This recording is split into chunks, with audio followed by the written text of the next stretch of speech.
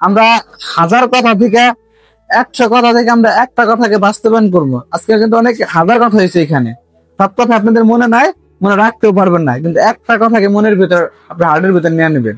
এই কথাটাকেই আমি বাস্তবায়ন করবো। যখন আপনি বাস্তবায়ন করবেন তখনই একটা পরিবর্তন দেখা দিবে। বাস্তবায়ন করতে হবে।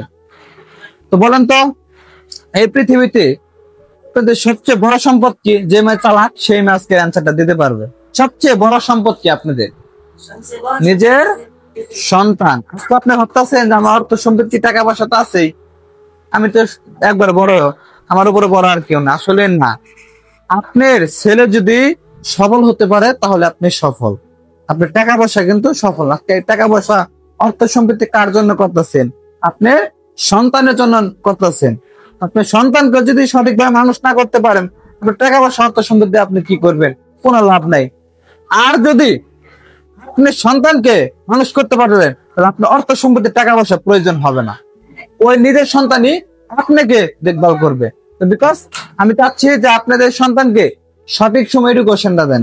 আর একটা সন্তান ভালো কোনো প্ল্যাটফর্মে যেতে হলে শিক্ষার মাধ্যমে যাওয়া সম্ভব। যে আপনাদের এডুকেশনটা ওদের মাঝে দিতে পারেন, জানি এমনকি রিলিজিয়ান শিক্ষাটা জানি, ধর্মতন্ত্র শিক্ষাটা, লিখনের শিক্ষাটা জানি আপনারা দিতে পারেন।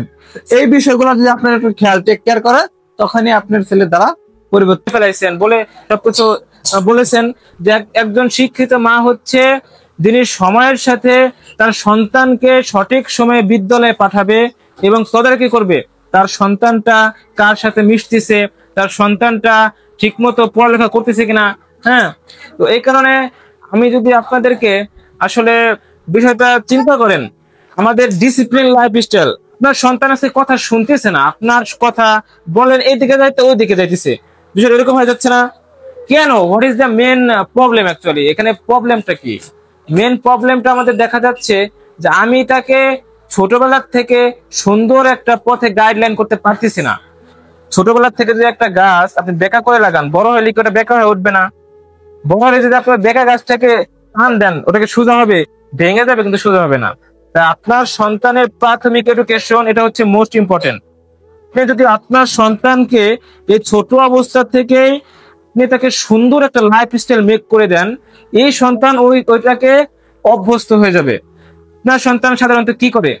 ঘুম থেকে উঠে আপনি একটু যদি আমি বলি, আপনি বলার মতো কিছু নাই, মানে আপনি আমাকে যে বলবেন যে এরকম একটা ভালো কাম করে, আপনার সন্তান ঘুম থেকে উঠে দেখা গেছে এক দৌড় দিয়ে চলে গেল তার বন্ধুর বাড়ি কি করছে খেলতে, বা এক দৌড় দিয়ে ওইদিকে চলে গেল, বা স্কুল থেকে এসে এরপরে কি করে। অথচ আপনার কি করা উচিত ছিল 24 আওয়ার রিলিজিয়ন এডুকেশন।